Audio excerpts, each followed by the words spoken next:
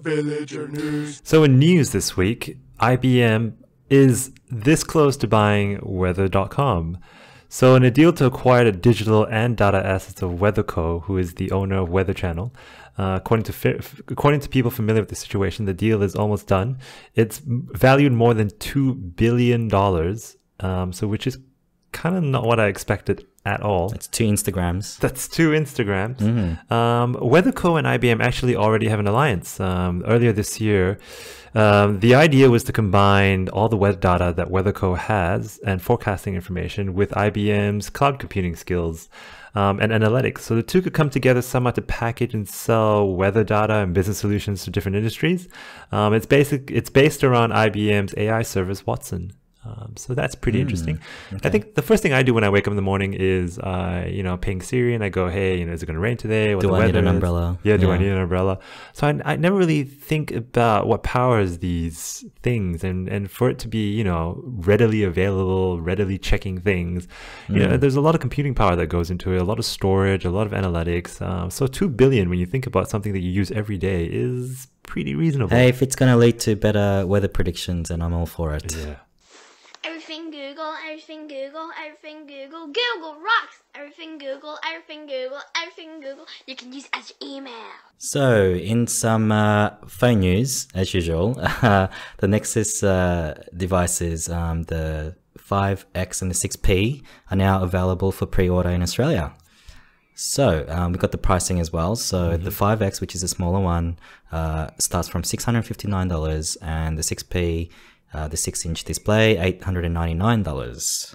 It also comes with 90 days of Google Play Music, but for new subscribers only. So if you've already subscribed to the Google Play Music service, then you won't be able to get that chance. Yeah, it's quite interesting here that you can get the 5X on a plan or outright through Telstra, and the 6P is available through Optus, Vodafone, and Virgin.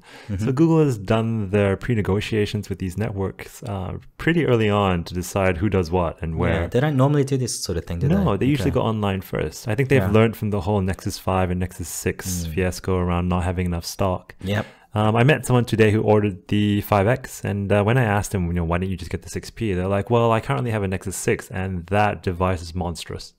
So when you look at it, the back is really thick. It's made of plastic. The bezels are really thick. So I think there's a bit of a trust issue with how bad Nexus 6 was, enough for him to avoid the 6P, which is quite a pity, because I'm hearing a lot of good things about the all-metal 6P. This is definitely in play for me too, because my update is that I wasn't going to get a new phone this year, but what's happened recently is that my mum's phone, which is the old 5S that I used to have and I gave to her last year, that's no longer working, and so I'm thinking of giving her my current 6 and getting a 6P.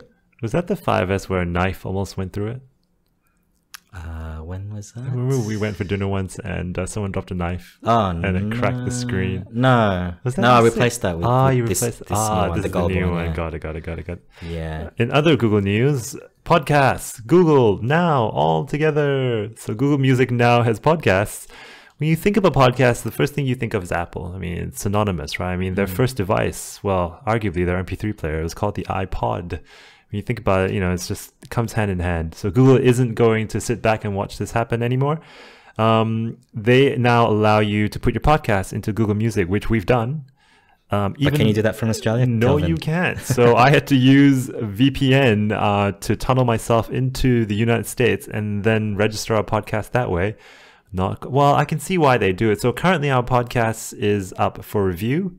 So you can imagine if they did it globally, that team that has to review these podcasts would be But slammed. they would not have a clue unless they actually go through the material and listen to us saying that we're from Australia. They won't know that we're actually from Australia. Yeah. Because all our hosting is done in the US. Correct. Yeah. So they purely did it out of where we were registering from, not where we were hosting this Which stuff. is stupid. Yeah, which is, well, I think they're trying to cut down the amount of But this is definitely a meme the last month or so. Like everything is US only. Yeah. Another service we're going to talk about in a minute is going to be US only. There's been tons of Facebook features, and I'm getting sick of this. I know. When do we start hashtag? Yeah, but presumably there are some podcasters out there listening to us probably. So this is a good tip. You can use Hola on Firefox to tunnel into US VPN. Yeah, any VPN will work. So one of the things that Google's trying to do is not create more serial phonetics just for Android. It wants to reach the people who have never listened to podcasts. And we come across those people all the time. Whenever we say we work on a podcast, they're like, a pod what? So it wants to broaden the way it offers these things in order to go head on with Apple. And how it's going to do it is they're going to actually use radio shows to bolster its plan to deliver media tailored just for particular listeners, which is good for us when you think about it. So they put us up together with other technology or /movie type podcasts, and then just mention them, I guess, during these radio shows. The directive is very evident in the product's lead, Elias Roman. He co-founded a streaming service called Songza, whose main sort of type business was to build these contextual playlists before Google bought it last year. Okay. So a lot will go into that. Yeah, and we should probably mention, while on topic, a new podcast that we've sort of been checking out recently called The Message. Yeah. So I don't know if you guys have been listening to that, but they're definitely jumping on the whole serial sort of style bandwagon. Yeah. The concept is that this student cryptologist is just going to think tanks for encryption, decryption sort of companies, and just by chance she happened to come across a possible alien message, and they have to decrypt that. Yeah, we won't go into it too much because it's currently on episode 4, and they're all quite short. They're no longer than 15 minutes or so. It's science fiction, so if you're into that sort of thing, X-File-ish type programming, definitely tune into it. I think it really works for something like Google Music, for it's almost like an audio book kind of. There's a serialized sort of set of stories, so if you're into that sort of way of consuming content, then so if you're into storytelling, audiobook type podcast, definitely go for it. The other ones I'm listening to at the moment, which we won't talk about too much, is Limetown and Black Tapes. So it's just good sort of easy listening into that sci-fi genre, so check it out. You blocked me on Facebook, and now you're going to die.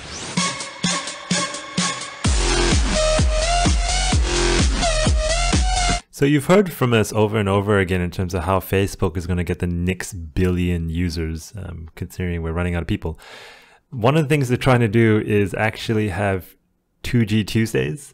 So for an hour on Tuesdays, Facebook will slow down the traffic at their headquarters to 2G speeds to give their employees an appreciation of what it's like to be in third world countries, which I think is kind of interesting. They're also famously known for Mobile Mondays, where people can only work off their mobiles, and Tablet Tuesdays, just to sort of get everyone thinking about how they can improve Android on these two different... It's competing now with 2G Tuesdays. I know. Can you imagine 2G Tuesdays on your tablet? Yeah. That's just painful. So hang on, 2G, was that the original? That's G? Edge. That's Edge, man. No, Edge was after 2G. After. Wow, even slower than Edge. Was there a 1G? Was there a G? GPRS. Anyway. Okay. But I think this is a great way to get involved, and most of the developing world is on that sort of speed. So it's probably just a matter of time before they upgrade and probably overtake us one day, but it's a good way to get involved. Definitely. Hopefully lead to better products. Yeah, faster products. If you're a developer though, would you be happy about this? Would you I guess it's optional, but but yes, it is quite counterintuitive. We're so used to having our 4G speeds and whatnot, but that's not majority of people in the world. You think about Africa, you think about China, you think about India. But I sort of see this like getting the developers to think mobile first, so maybe think 2G first, so that that'll force them to sort of create the most minimalist sort of designs, and it takes the whole minimalist thing to a whole new level. Exactly. You only have to load what you need to get that message or across. Heck, let's just go back to WAP. Yeah, WAP. I miss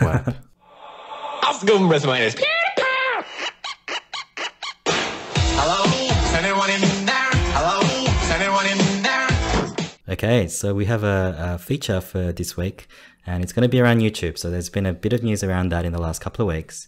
First, we're going to talk about YouTube Red, as in the color red, which is their new subscription service almost. So you can sort of think of it like their version of Netflix or Stan. Now, there's been a bit of uproar to this because, I mean, like, if you think about it from a normal sort of user point of view, I'm for this because, you know, when you get those ads, you don't get ads for every single video that you watch on YouTube, but it's annoying enough. Like, it comes maybe 1 out of 4, maybe. Yeah. Those, like, you can skip after 5 seconds sort of thing. They really, like, sort of disrupt the flow of YouTube because, I mean, I don't watch any TV anymore. I would just throw up YouTube on Chromecast. I would sort of create a playlist, and for about 90 minutes at a time, I would just go through all these YouTube clips. I'm not sure if this happens to you, but when I Chromecast YouTube, the ads always buffer. It's like it's loading the ads from a different, not so powerful server or something, but it always buffers for me, and it's just so annoying. I don't mind the ads as much, but not when it's buffering. Right. So, you know, I think if you are a big YouTube watcher like you are, this is maybe that's what they've been doing the last few months, just from an engineering point of view, to set it up for this YouTube Red. So just I guess there's one sort of blog post. There hasn't been too much sort of announced on this. Of course, this is available in US only for now. I think as of today, 28th, you could sign up. And US users can actually get a 30-day trial as well. Yep. No word on, you know, when this will come to Australia. This is really interesting. So iOS users will be charged $3 more to cover the in-app purchase tax. Yeah. Very cheeky. Yeah. But reasonable, I would think. So what does that mean? So if you're using the YouTube app on your iPhone to Chromecast, you have to pay $3 extra. Yeah, no, well, I think it's when you sign up for the service using... So it's $10.99 US a month. Yep. And then because iOS charges 30% to cover, because they take a cut, Google's are saying, well, then I'll charge 30% more. I don't know which is worse, not providing the app at all, like Google Maps, that whole Google Maps. Well, to Google, they're getting the same amount, but for us, we just pay more. Correct. Right. Because usually I think they absorb it and the price is the same for iOS and Android. So what's the way to get around it then? Just not use your iOS app, device. Correct. You know how you did subscriptions through your iOS, through iTunes? Maybe just don't do it that way.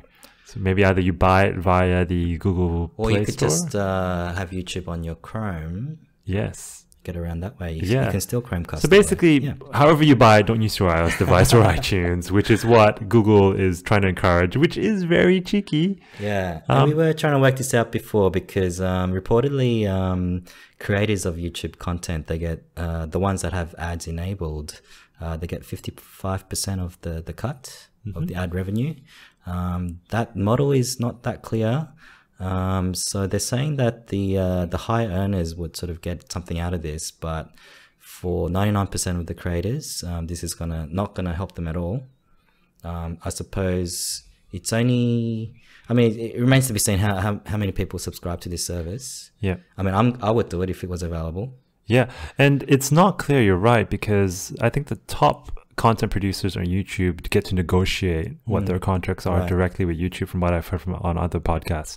So it's not a flat 55%. It's, you know, really depends on how good of a negotiator you are, because there's obviously talk of a lot of these guys moving to Vimeo and other services. So let's talk about the top 1%, because recently, what is it? The Forbes, the magazine, have released the top YouTube earners.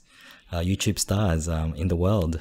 So we heard a little bit from PewDiePie just now. It was our intro music. He earns $12 million a year. So what does he do? Can we tell the audience what he does? I'll be very honest with you. I don't think I've ever watched a PewDiePie video. Not in full. I don't think I've heard of him. Yeah. I've heard about him on the podcast, but he's I don't know, sort of a broad. I see him as some sort of an entertainer. So his famous channel is Play Games with Bros or something like that. And all he does is, I think he just started out by just filming himself playing games, and he might sort of commentate over the top of that. Yeah. He did it in a very sort of funny way. He's actually Swedish. Yeah. He's got, perfect English, accent. Yeah. But I guess he's sort of brash and loud, and I guess he was sort of one of the first to do this. So, I mean, there's like millions of these guys now, right? Yeah. And they're probably all on Twitch, to be honest. But yeah, for some reason, this guy is the top earner by quite a margin. He's $12 million. The next set of guys is a duo called Smosh. They make $8.5 million a year, and they do live action skits. They base their skits on Pokemon characters, apparently. So I never heard of these guys, but they make $8.5 million a year. Crazy. And there's also, someone like Lindsay Sterling, who's a violinist. Apparently back in 2007, when she was trying to get a record contract, she said she just wasn't getting any love, and decided to put some videos out.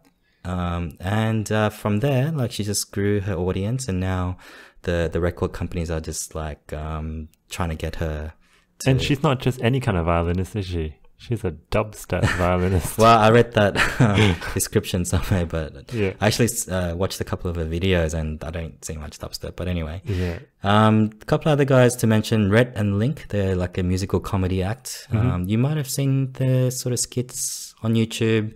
I've also actually seen them on Seven Mate. They have this show where they go out and they come up with those late night commercials, it could be a carpet store or something. Yeah, infomercial type infomercial kind of things, and they have to pitch ideas for to these small businesses on how to make that ad for late night TV. Right. I've seen this before. Yeah, so they do that. Michelle Phan, I think you're aware of her. Yeah, that's the only one I know of, if you were to point her out. So she makes $3 million a year from doing some makeup tips. But apparently that's not her main source of income. She sells her own line of makeup now. She's a bit of an entrepreneur, isn't she? Yeah, so YouTube is just a way of advertising herself. And there's another guy called KSI. He makes $4.5 million. He's a British gaming commentator. At least that's how he started out. But now he sort of used YouTube as a springboard to a hip hop career. As you do. Yeah. So, I haven't heard a lot about these guys, but they're making some decent cash. Very decent cash. I think if I remember correctly, what was the name of that Australian girl in Melbourne who does she still have the highest number of subscribers? I think it was 1.1 million or something. She works for Fairfax now. Yeah, I'm quite surprised she's not on this list. So she's one of the earlier YouTube stars, and she's not on this list. So that's quite a big surprise. Yeah, it looks very American-centric, except for PewDiePie there. Yeah, what does this mean, though, for, with the new Red service? I guess they're talking about, especially PewDiePie, some sort of original YouTube content, similar to, House of Cards for Netflix. Netflix? Yes, House of Cards. Yeah. House of Cards is Netflix. So YouTube is going to have that House of Cards moment, probably in the next year or so. Look out for that one. Love to hear your thoughts on whether you think you would subscribe for this, just from the bare fact that there won't be any ads when you look at YouTube. So let us know. Sorry, that's her name, Natalie Tran. Natalie Tran. I'm quite surprised she's dropped off the list, because she was definitely one of the first few big earners. And I remember reading this a couple of years ago. She was earning $400,000 or something, which is nothing compared to these guys. Yeah, maybe she's sort of dropped off YouTube a little bit. I think she's probably concentrating on actual TV career. Yeah. So that's really interesting. So as part of YouTube Red, the other announcement was YouTube Music, and there's going to be a separate app for this. Yeah. So this could actually replace maybe a Spotify. So if you can play through this app all the songs that you want, and videos as well, and I believe that there's a way to store those videos offline as well. Yeah. So this is where it gets really confusing for me. So now they have a music app that also is not Google Music. No, it's different to that. Yeah. Why didn't they just use Google Music and just say, hey, if you get YouTube Red and Google Music, we'll give it to you for $9.99, and there you go. Well, I think YouTube is almost a different company, isn't it? Yeah, Although because, technically under the alphabet model is still under Google, YouTube, but yeah, so it'll be interesting to see what sort of how limited this music app is, because if the full featured app is Google Music, then there has to be some sort of differentiation, and it's not very clear at the moment. But just like anything else, we have to wait because we're at the bottom of the world. Nothing will stand in our way. I will finish what you started.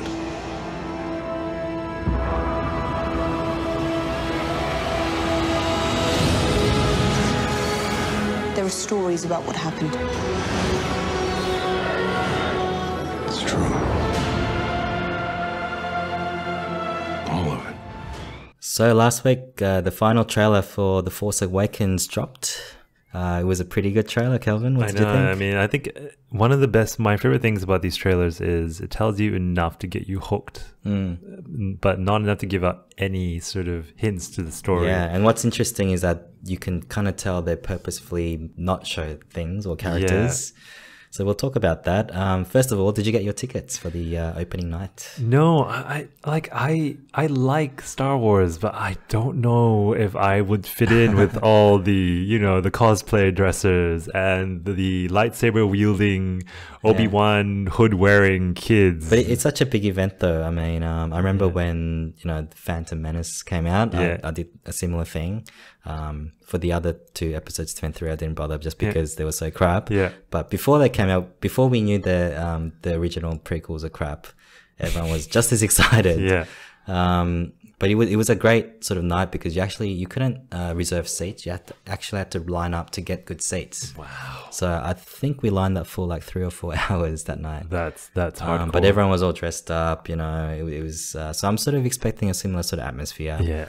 But anyway, that's in Australia. It's opening on the Thursday, the morning of the Thursday. So 12:01 a.m.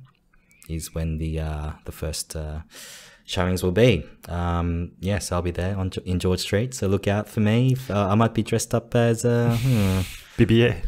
BB-8. So I guess for that weekend we're gonna have to do that episode on the Thursday. Yeah, but probably. Yeah, you might have to do it alone. I'm actually considering taking the day off after that.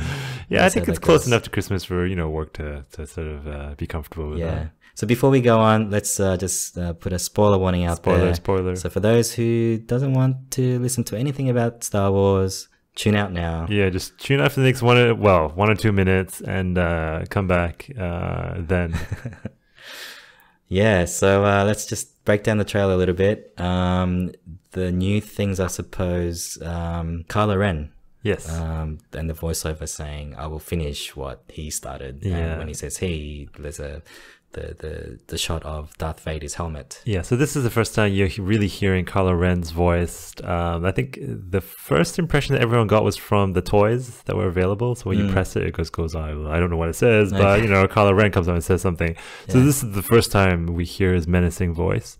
And that, the helmet wasn't just made for the trailer. It actually is part and parcel of the movie. There's a little bit of a vocoder action, right? Similar to Darth Vader. Yeah, distorted voice. Yeah, so it'll be interesting to see what his backstory is. And we've been looking at some theories on YouTube about that character. Yes. So any thoughts on that? Yeah, so one of the things that were missing from this trailer as well as the poster was Luke Skywalker. And I've seen a few videos of the video game Battlefront. Yep. So you get to see Luke Skywalker in that black outfit, it's playing around, whatnot. He doesn't look particularly good in that sense that he looks evil. He does go up against the Emperor. Yeah. So I don't know. I think there is now a conspiracy theory that he could be the man behind the mask. He could be the Sith Lord. He could be the Sith Lord, and Kylo Ren being his apprentice, because the Sith have this rule about, I'm trying to think what it was called. I think it was the rule of 2. So you can only ever have 2 Sith, because what happened before they had this rule is all the Sith were just killing each other, trying to, be the king of the Sith or be the leader of the Sith. So and this is all canon still, I think. This is all canon. Okay. So they realized that they couldn't continue to coexist that way. So they decided to have only 2 at every one time, at any one time, so that the Jedi could not detect them using the Force and whatnot. So yeah, and so far we've only seen 1 Sith. Yep. So it's a highly possible theory. I mean, the one out there theory is that the guy inside the mask is actually Luke. Yeah. Which I don't think that's the case, because we've seen shots of Adam Driver, who plays, well, supposedly he plays Kylo Ren without the mask as well, and he's wearing the same outfit, so yeah, probably unlikely. And you know, and then it cuts to a couple of scenes of very cool TIE fighters and the Millennium Falcon still flying around in this environment, in this on this planet. So not a lot of space sort of fighting like we're used to. So a lot of that, and then you know it pops over to Han Solo saying things like, you know, the Jedi, the Sith, whatever you've heard, it's all true. Yes, it all happened. So it'll be interesting to see what else is true. Like what is the going rumor or story that people are saying? It could be, you know, there was once a Jedi whose father was a Sith and now he's a Sith himself. Or so yeah, I mean it's all speculation. Yep. The one thing that seems to be clear is that Rey is the central character, at least for this episode. So I guess she could be the daughter of Han and Leia or Luke. Or Luke. So not Luke and Leia, probably. Hope not. She would have 2 heads otherwise. Yeah. Do you think that would be the case? I have the feeling that she's just a nobody, like she actually says. Yeah. Because some other character asks her, "Who are you?" And she says, "I'm nobody." Yeah, I don't think I'm gonna make a prediction and say that I don't think she's Han's and Leia's. I don't think she knows who she is. She's almost like an orphan, or she's adopted, similar to Luke. Yeah.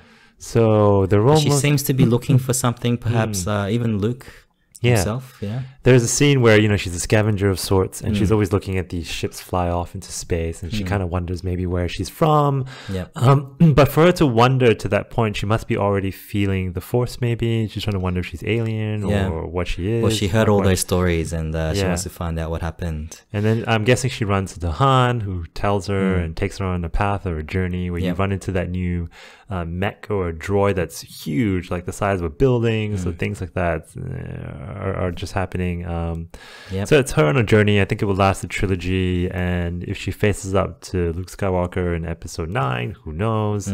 But this, I don't expect too much to come out of this episode because it is setting the scene for the trilogy. I think the poster as well might give a clue, because if you sort of look closely, and people have broke this down as well, so if you haven't seen it, she's always like carrying a staff, and like in the main poster, that staff is like directly kind of parallel to Kylo Ren's you know, the saber. So there seems to be a link there. Like, are they brother and sister or some sort of relation? That's a theory. So yeah, so there was a very weird episode on Attack of the Clone Wars, the cartoon, the animation, where the Force originates from this brother and sister and their father. So they are the origins of the Force. So there is a light versus dark, with the dark being the brother and the light being the sister. Ooh, Cain and Abel. Yeah, very biblical. So it'll be interesting. Maybe I think that'll be a great plot as well, being brother and sister of Luke being their father, maybe. Yeah. And BB-8 seems to be her little toy or pet. So we'll see. It was a great trailer. Just the right amount of it. Not too much, not too little. Enough for us to go into this whole conspiracy theory spin. So how many more sleeps? Probably too many. Yeah, too many. It's 6 weeks away, I think, just by my calculations. So yeah, can't wait. Yeah, I wouldn't want to be the other movies opening with this. Yeah, so it'll be really interesting. Well, Spectre's coming out in a couple of weeks. That's probably going to have a run for about a month. So yeah, it's good timing for them. The other trailer that came out this week was Jessica Jones. Yeah, so we loved it. Yeah, she's a Marvel superhero, not very well known. Only because she went through something extremely traumatic. So it's an original by Netflix, very similar to Daredevil. In fact, they're in the same universe, in the same location in New York. Yeah, still in Hell's Kitchen. Yeah, they manage just different things, I'm guessing. So the story is quite dark. It's not a fun sort of superhero movie, unlike the Avengers. The first episode was actually played at Comic-Con in New York. And the reviews have been, well, not reviews, but I guess the consensus from people that saw it was like, this is very dark, even more so than Daredevil. Yeah. Daredevil like took it, up there, right, in terms of darkness. But yeah, apparently this is on another level. Yeah. The backstory is like really, really creepy. Yeah. The main villain is the Purple Man. Yeah. So the Purple Man is a villain who can use his pheromones to put you under his control, basically. So he's pretty up there. I mean, the only person known to have withstood his control is Doom, as in Fantastic Four, Doctor Doom, only because his willpower is unbelievably strong, and he was the only one to be able to break that control. So I won't go into it too much, but there is also Luke Cage from Marvel. The experience she goes through does involve very adult themes like sexual abuse. She's an alcoholic. She does a lot of things to try and get over that traumatic experience. So it's a very adult, very dark version of Daredevil. Daredevil's darkness is around violence, but this one is really more psychological. So it'll be really interesting. Yep, so that's out on Netflix on the 20th of November. So I suppose it'll be a 10 to 12 episode series, and that's all going to be online. Yeah, all at once. Yeah, a lot of binge watching there. Yeah. There's also Australian actress Rachel Taylor in it, and she's going to play another sort of former superhero called Hellcat. So that's another interesting angle. Aussies are just invading the not Marvel universe at the moment. Yeah, I can't see how YouTube's gonna, with Red to try and create all this original content. I mean, Netflix is killing it at the moment. So it'll be interesting to see what YouTube does. Yep. And just another quick Marvel piece of news: Thor Ragnarok has been announced to be shot in Australia in 2016. Really? In Queensland, yeah. Oh, good for Chris. Yeah, so I guess with the economy in terms of the exchange rate, Hollywood might, it's probably gonna, come in droves, just like when sort of the late 90s era when, The Matrix and actually the original, not the original, but the prequel Star Wars was all shot in Australia, in Sydney. So that's probably going to happen.